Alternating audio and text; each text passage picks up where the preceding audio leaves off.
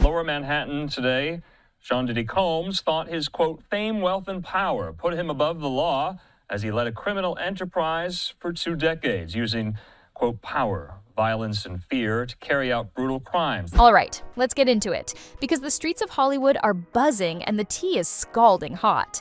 All eyes are back on Diddy, and if you thought the heat was cooling off, think again.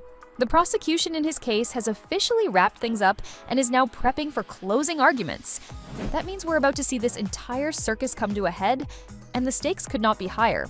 But baby, it's not just about what's happening in the courtroom, it's the chaos swirling around it that's got everybody's head spinning. First off, the prosecution has been doing some strategic legal housekeeping. They submitted a letter to the judge saying they want to simplify the jury instructions. Sounds boring, right?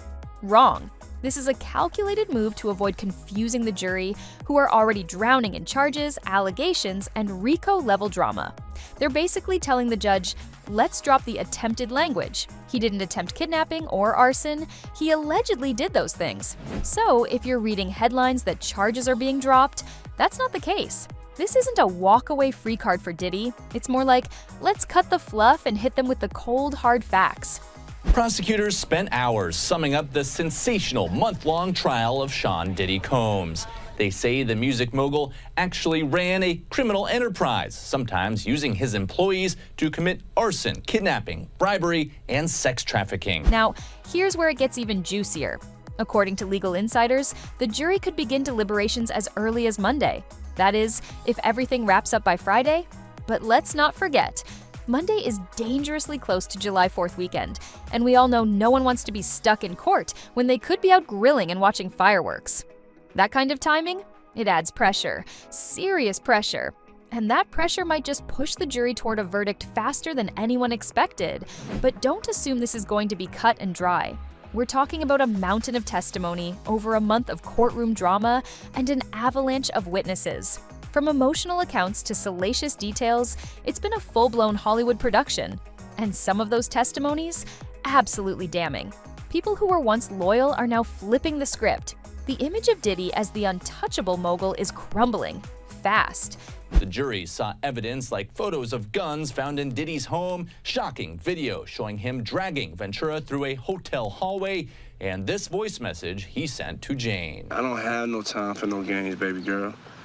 Me and you could be mad, I could have a spat, we could have whatever, then after that you better get on your job. That's really, that's all it is. Meanwhile, back in the courtroom, Diddy's legal team is doing mental gymnastics trying to paint this man as a misunderstood genius running a multi-million-dollar empire.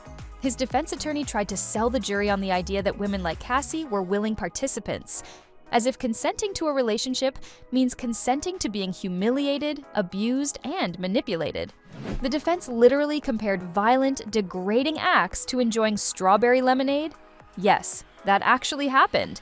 And while the courtroom tried to keep it together, you could practically feel the collective eye roll from the jury box. Prosecutors say fear and intimidation allowed Combs to abuse the women for years, subjecting them to the now infamous hotel sex marathons called freak-offs. 34 witnesses were called to the stand, some under subpoena. The defense used lengthy cross-examinations to try to undermine the case, arguing while there was domestic abuse, that Combs did not commit federal crimes. Then came the Capricorn Clark testimony. The defense had the nerve to say she wasn't kidnapped. No, she was madly in love with Diddy. That was their argument, that a woman can't be a victim if she once loved her abuser. It's giving tone deaf, it's giving desperation, it's giving, we have nothing left, so let's just throw nonsense at the wall and hope it sticks. But the prosecution? Oh, they did not come to play. Maureen Comey, leading the charge, dropped her closing like a mic from the gods. She looked the jury dead in the eye and told them that Diddy thought he was above it all, that he believed he was a god among men. But not anymore. She reminded them that no amount of fame, money, or hit singles can shield you from the truth. She laid out every detail, every abuse, every calculated move that pointed to Diddy orchestrating a twisted world of control, fear, and violence. And let's not forget about that infamous Intercontinental Hotel tape. The defense tried to spin the footage, claiming Cassie might have had something in her hand, hinting that maybe, just maybe, she provoked the attack. But even the jurors seemed done with the circus by then. trying to twist visual evidence into a he said, she said moment? It was a stretch even for them. Now, while the courtroom is heating up, Diddy is reportedly keeping quiet, hoping that silence might save him. But the silence is deafening. No witnesses from his camp came forward. Not one.